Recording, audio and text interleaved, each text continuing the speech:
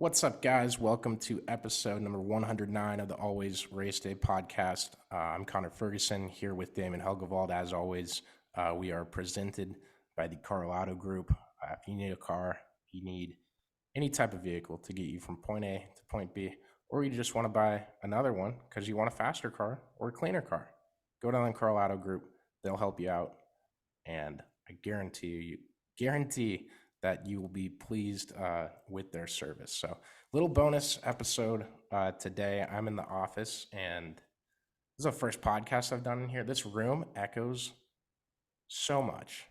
I can't hear it if it makes you feel better. Yeah, it's on the mic. It's just screwing me up. Put some headphones in.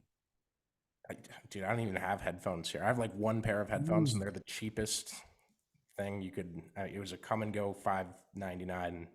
Tell Chris to open you up some AirPods or something. Oh, I'm strictly against AirPods.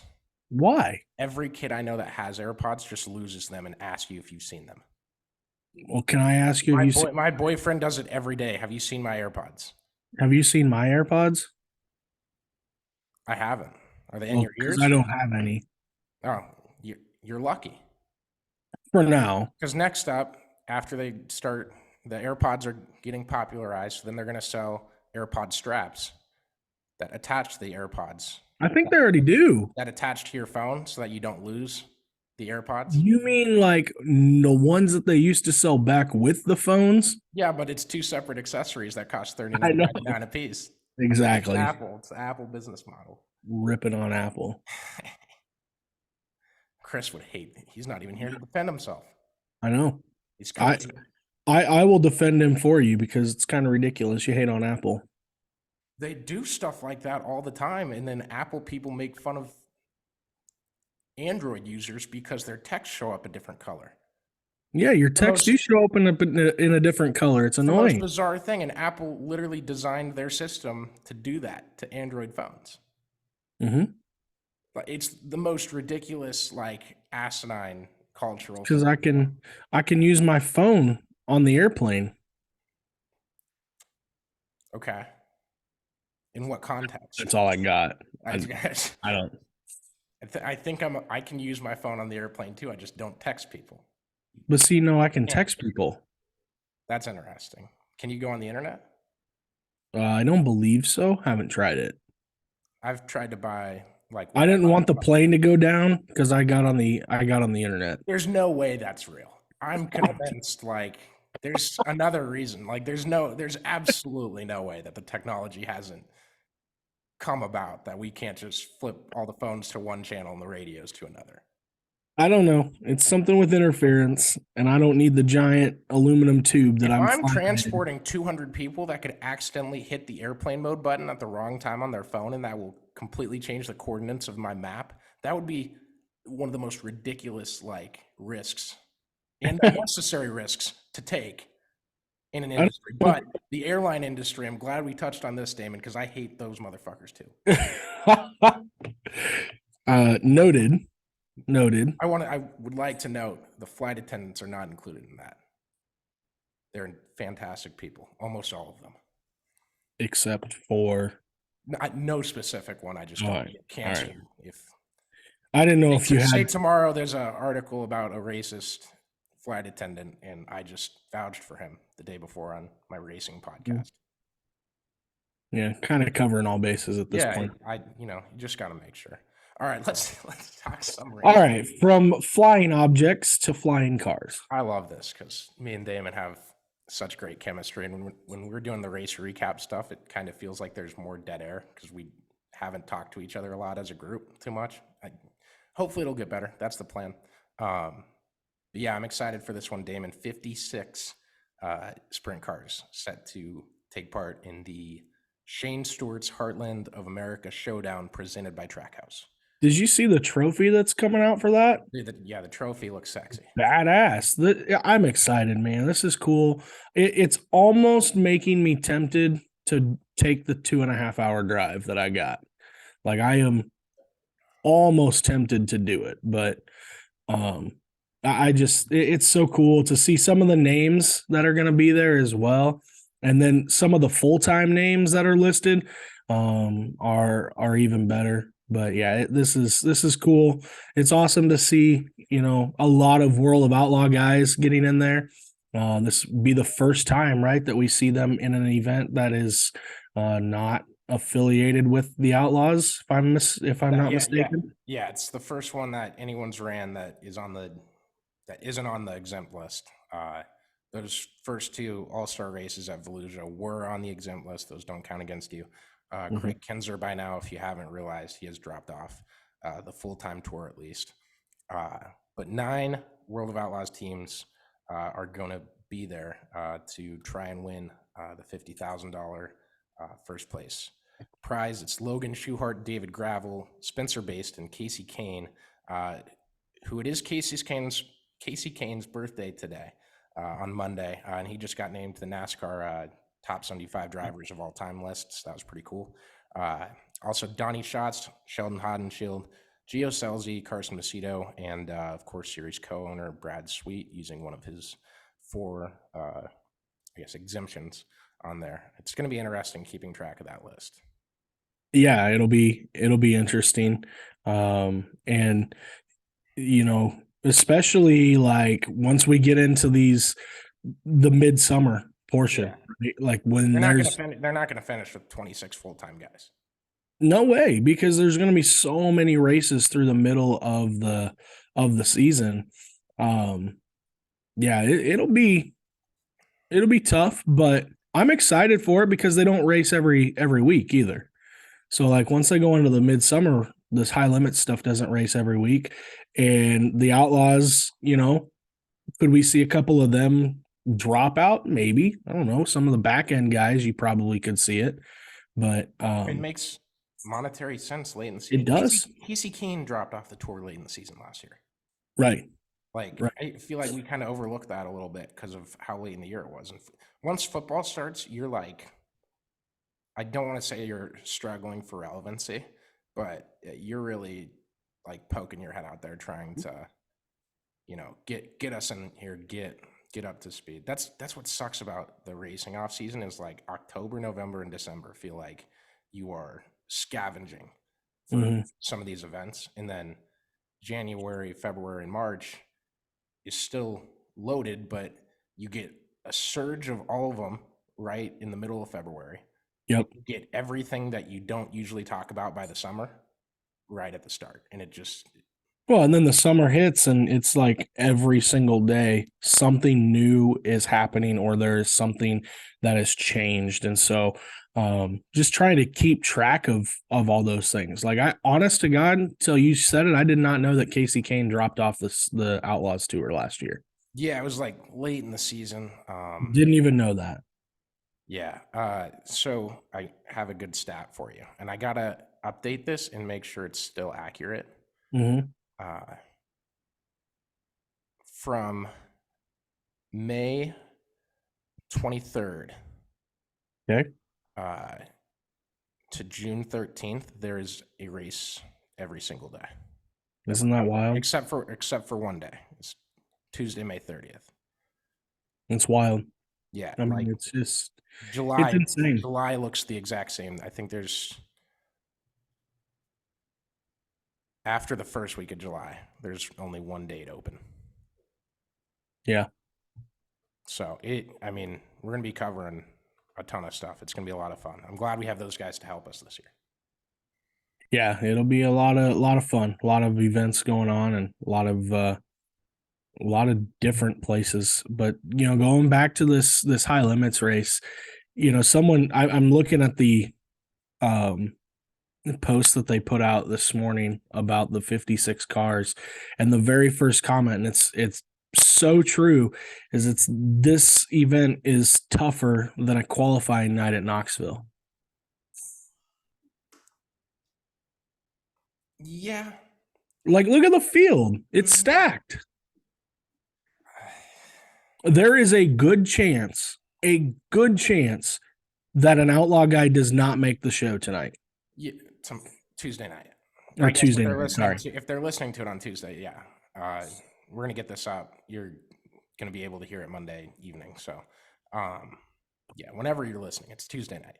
But there's a good chance that an outlaw guy does not make I just like the show. the 8-car invert at Knoxville, and you guys know I don't like inverts, but like the way they do their points and like qualifying and heat racing. I Well, think he means based on the field. I don't think he means the format. no, I I think he's know, talking I the know, field.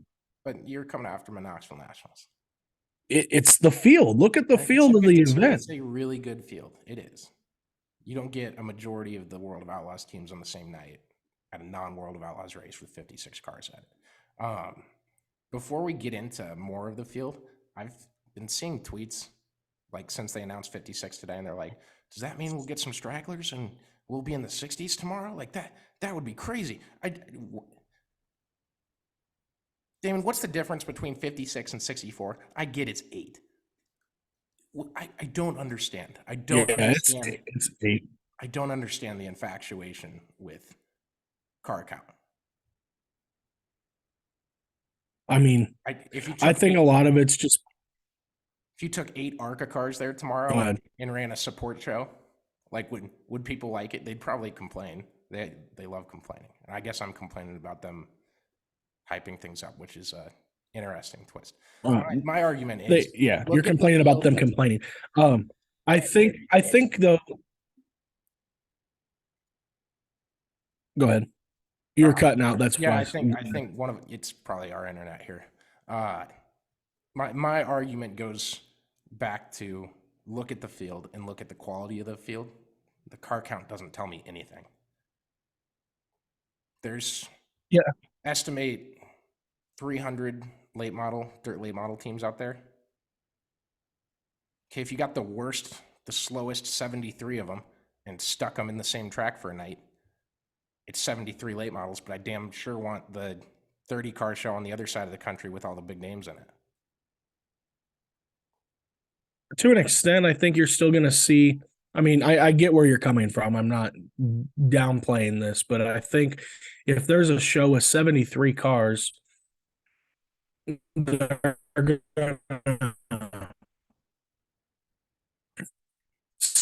somebody is going to be there, right? I don't think you're ever going to see a show where there's a big number of cars and somebody that's a crowd drawer is not going to be there. I think what people are more looking at, not necessarily complaining about the numbers, they might be, I don't know, but I think a lot of it comes down to wanting more. Everybody wants more, right? We just talked about this last night. Yeah, that's fair. Wanting more of dirt races in the NASCAR circuit. You know, people just want more. Yeah, you're absolutely right. I want to get into more of who's racing full time with these guys because the field's really, really stacked. You have Chase Randall. That's why I wanted to bring up Chase. Sorry. I wanted to correct myself from the last episode of the podcast. So I was out with some friends on Saturday. I saw the video of what happened between Baylog and Chase Randall. Both those guys are on the High Limit Tour full time right now. So I saw the video of that in Victory Lane. Apparently, after all that, Chase went to the scales and he was light at the scales. So Austin McCarl was deemed the winner of the race. I had no idea they would do the scales after the finish of Victory Lane. Yeah, it's kind of weird that they do scales after Victory Lane. It didn't dawn on me. Someone messaged me, and I had seen that Austin won. I did too. It didn't even connect in my head because we don't, usually those names aren't at the IRD Sprint Car Series.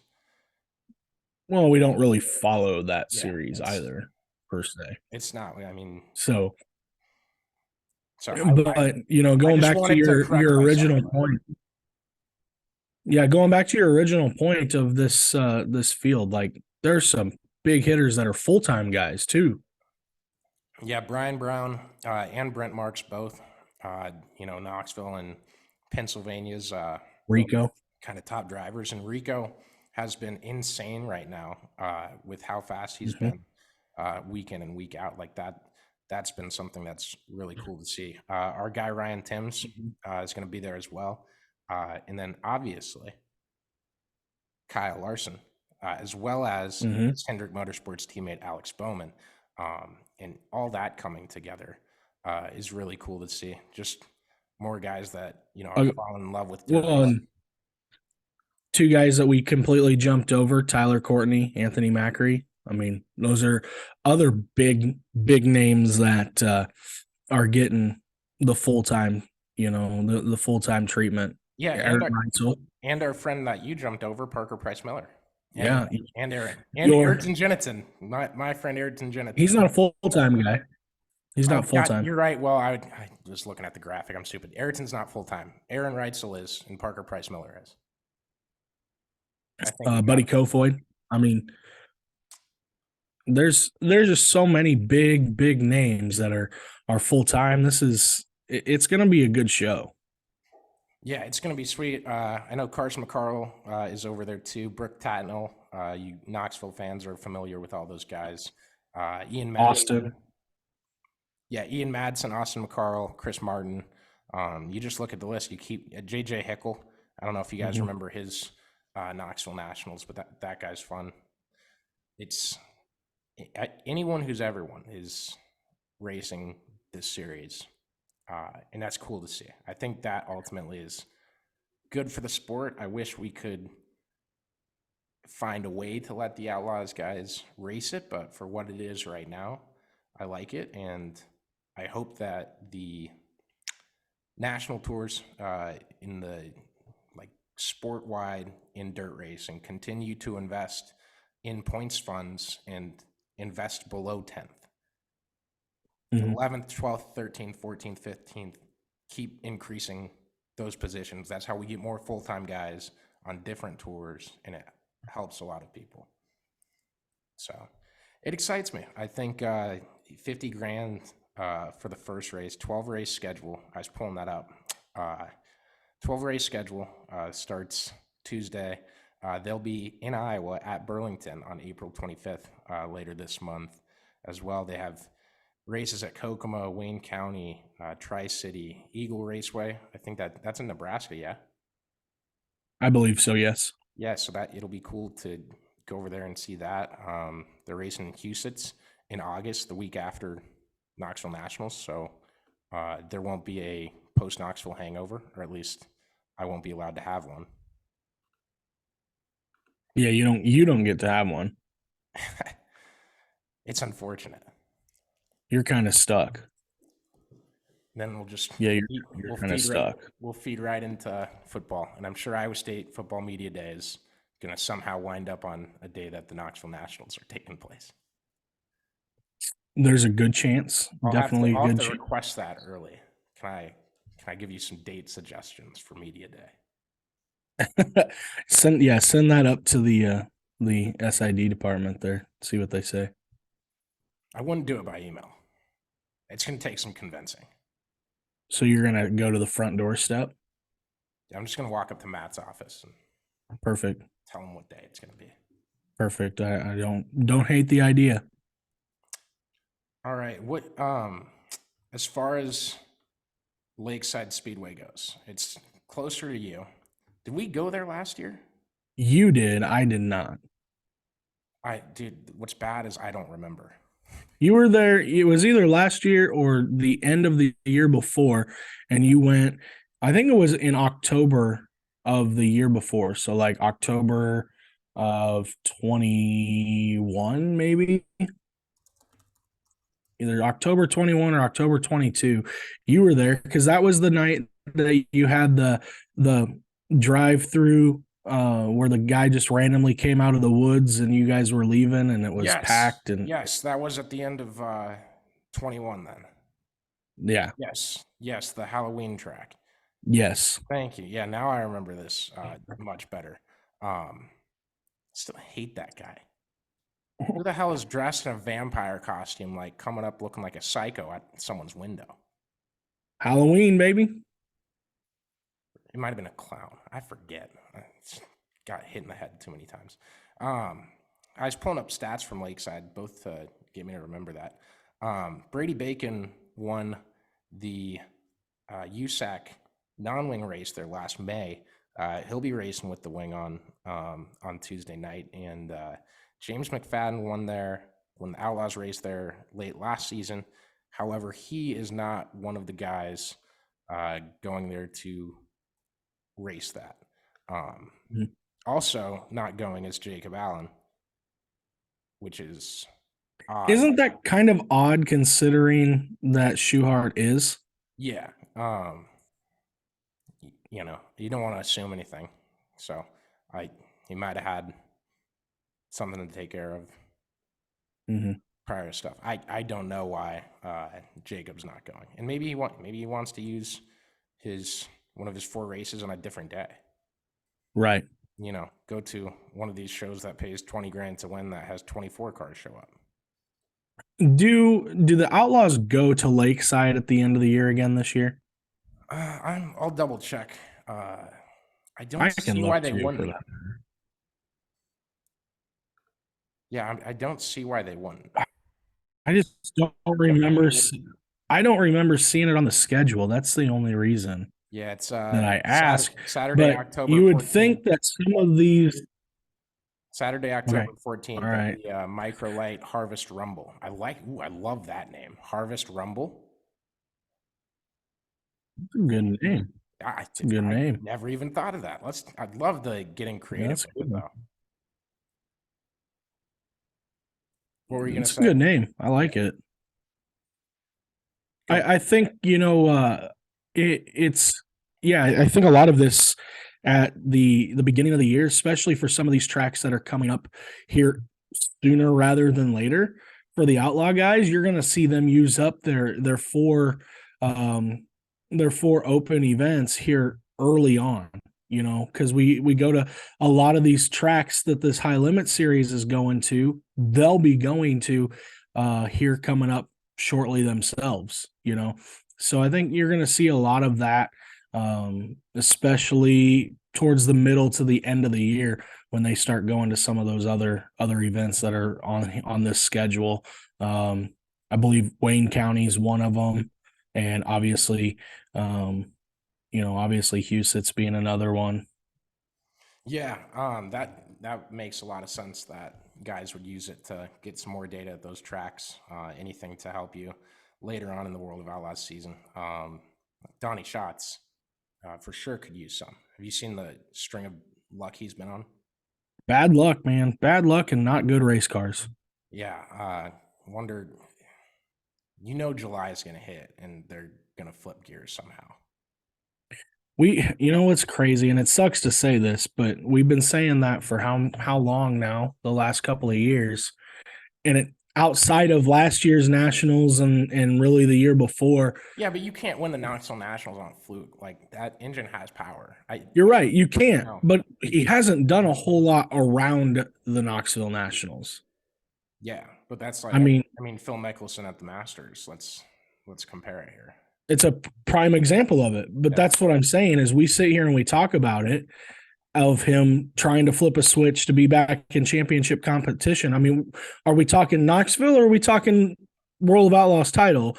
And I know they kind of go hand in hand, but at the same time they don't, because you still got to run the other however many races there are, and they just have not been good. And that sucks to say, because I love Donnie, that, and it's tough to sit here and watch him struggle as much as he has. It's been a really tough racing season for your favorite guys. Yeah, not doing so like hot. A tough day and a half for Damon. It's not been fun, I'll tell you that. No, but the good thing for Donnie, the World of Outlaws come to Knoxville next week. Let me get the day right. It's Friday, Saturday doubleheader with a practice day Thursday. Practice on April 20th. There you go. It's a holiday, as is today. For you. It's National Sprint Car Day. It is National Sprint Car Day today. Happy 410 to everyone who celebrates, and wish you a very bad Monday if you don't celebrate it. So take that, late model fans. 21st and 22nd for the Knoxville World of Outlaws race weekend. I also believe that the weekend later in the schedule, we'll have at Knoxville, we'll have a different sponsor. This one is, I believe, the Extreme Showdown presented by MediaCom, I think. Extreme Outlaw Showdown or something. Something like that. And It's not it's listed not on the the same. website. It's not the Extreme Outlaw Midget Series brand either. It's the internet company in Iowa. I think in the Midwest at MediaCom. least. Yeah, it's MediaCom's thing. But so many people getting on this extreme word. Yeah, well, it's just easier to spell out. Is it? Because they spell it One without. less letter. Yeah, I One guess. less letter. It looks cooler. Oh man. Did you have anything else as far as high limit stuff goes? And I'm amped to see how Larson does in this series. I think it's going to be really cool to see him compete in a tour full time in a sprint car. And I don't think it's going to drive him to retire from NASCAR in the next couple of years, but down the Yeah, road, like this could accelerate that path. I think having as many full-time guys as this high limits deal does, we talked about it at the beginning, but I just looking based on the schedule and looking at the full-time guys that are here, I would not be surprised for most of them to be staying power. And to be honest with you, there's other guys that are going to this race that are going to be most likely, and a lot of them, I could foresee some guys adding this tour full time as well. Well, you had to declare. They did have to declare already. Yeah, it was April 1st was the deadline. Okay, well, So that sucks, but that's why they got to 26 mhm, in the first place, was because you had to do that, and there wasn't yeah. an option to just. Yeah, I also think you're going to see, I think this high limits deal is going to start bringing out a little more robust towards it, where Trackhouse is already sponsoring this, right? So we're going to see, and you've got Larson and Bowman racing in it. The chances of Kyle Busch, Chase Briscoe, some other NASCAR type guys getting into these 410s would be pretty darn cool as well. It's kind of opens up the NASCAR side of things. It's a big money race, and hell, who knows? The right situation comes along, and could see Superman try to give it a go at one of these events. God, guy races one Bristol dirt race, and you guys want him in every freaking car in the world. Why wouldn't you? I agree. I mean, he single-handedly took over the late model world by storm last year, and it was fantastic to watch. Yeah. No, I'm completely with you. I was checking Chase Briscoe's schedule to see if any of those were high limit races that he released, but they were not. Yeah, I think, and hell, who knows? I know Tony Stewart sold his second car stuff, but there's a good chance he could come back and run it. Yeah, obviously, I'm sure they have inventory for stuff like that. It would depend on, and depends on his NHRA schedule. But that's the thing with this tour, is it's all midweek races, so it doesn't conflict with like anyone's schedule, because that's usually been off day territory. And then for a couple weeks in the month, you're watching Indiana Sprint Week, Indiana Sprint Week, Indiana Midget Week, Ohio Sprint Speed Week. And that kind of took up the summer. Now we got Castrol Flow Racing Night in America. And we got the big money races that start stuff on Tuesdays sometimes, in case of Eldora at the Kings Royal, the whole week at the Knoxville Nationals. Like, there's racing every day, which greatly contributed to the name of our website. So shockingly enough. So it's really cool. I'm excited. It's tough to say like how big of a day this is going to be in the grand scheme of the history of the sport, but I'd be shocked if it ended up to be minuscule. Yeah, it's changing of the tide, right? Like we said at the Open, it's the first time that Outlaws have ran outside of their outlaw schedule. Yeah. First time they've been allowed to. And it's not, the World of Outlaws is, I mean, that's your top series. That's your top brand. It's going to be the home of sprint car racing. That's not changing anytime soon anyway. No. Not whatsoever. And that isn't Brad Sweet or Kyle Larson's plans, as they've stated. At least Sweet Right. did. If Kyle thinks he's going to, welcome to let. I just don't want to put words in someone's mouth like that. But I don't it's what think Brad. he has said it. I don't. I don't assume he has. Don't assume he's thinking that. But this tour is meant to be a midweek thing to have teams race for some extra money, and being a true outlaw now is more incentivized instead of attaching yourself to a series. But I did. I do think that you're gonna see. I do think you're gonna see these outlaw guys really want to open this up a little bit more too. Like, let us run. If you want to run the full tour, obviously it's going to be a pain to add another 12 races onto it or whatever it is. But they're already traveling the country, so if they want to do it, let them do it. But I do foresee them opening up a few more, not just having 4 races. Maybe next year it's 8. yeah, who knows what it will turn into. The So if you're new to this, if you're just hearing about it, as simply as I can put it, the World of Outlaws raised their prize money, but if you go to 4 non-World of Outlaws events or non-exempt events, I think I'm wording that right. But if you race at more than 4, you don't get the new prize money. You get the old last year prize money that wasn't jacked up like it was this year. I think the winner got 150 grand more or 100 grand more to win the title this season than they would have last. And you can run an 8 total if you want to, and still race for points and prize money. But it's the old prize money. Mm-hmm. So that's the thinking from the World of Outlaws and from Brian Carter, their CEO, is that to see a World of Outlaws driver, you're seeing one of the best sprint car drivers in the country, and you need to go to a World of Outlaws show to see that. That's his thinking. That's the argument that he puts out about it. And I know there's been a lot of, I don't want to say turmoil, but I'm sure there was a ton of talks in the off season about how much he was going to let him run and stuff. So he bent his knee a little bit here. I don't know if he gave him an inch and they're going to take a mile or what's going to happen. It could get crazy, could get Wild West, but it's not. So far, we just got one kick-ass entry list. That's what we're here to talk about. I mean, like I said too at the beginning, we want more. Everybody's always wanting more. And I think the more that you promote your outlaw guys, the more people are going to tune in and watch.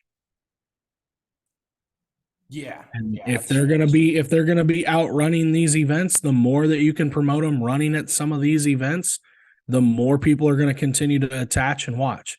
If a World of Outlaws driver wins Tuesday night, I would be posting 17 times more than I would on a normal night. Right. We just went into their house and kicked their ass, I'm not just a Kyle Larson fan on Sundays. Like, if he's in a race car, I'm going to watch it. And that's how I was when he was coming up, even when he was in his Chip Ganassi days. If he's in a race car, I'm going to sit and watch it.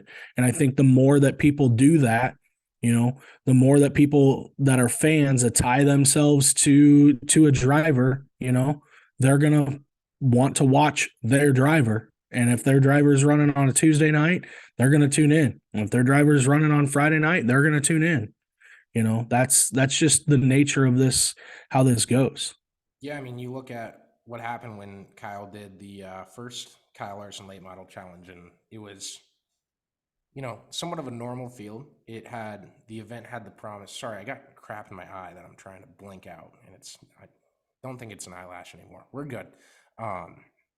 But when he did that the first time, they set the record for most watched single day event. And part of that was because his goal for that event is to turn it into something reminiscent of the Prelude to the Dream that they used to run at Eldora. So everything kind of came together and people tuned in because they wanted to see what this is about. And this year the race delivered again. I'm not sure what the streaming numbers were. They don't usually release those or anything like that. They released it last year because it set that record. But now, I mean, Kyle Larson's fan base just grows every day because of the stuff he's doing in promoting racing and hopping around everywhere, and people love it. And that's really cool to see. That's like the trailblazing stuff that you talk about. And I'll leave it at that. I was going to put it's good.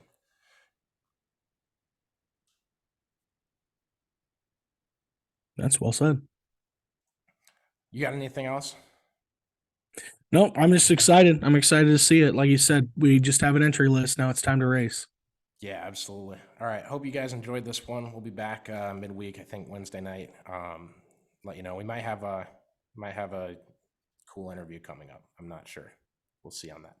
Appreciate you guys. Damon, I'm going to go hunker down for the WNBA draft. Enjoy it. Yeah, it's going to be something.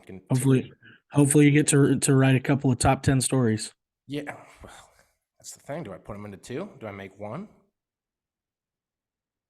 I got to go build the shells and everything. I still have I'll leave that behind. You.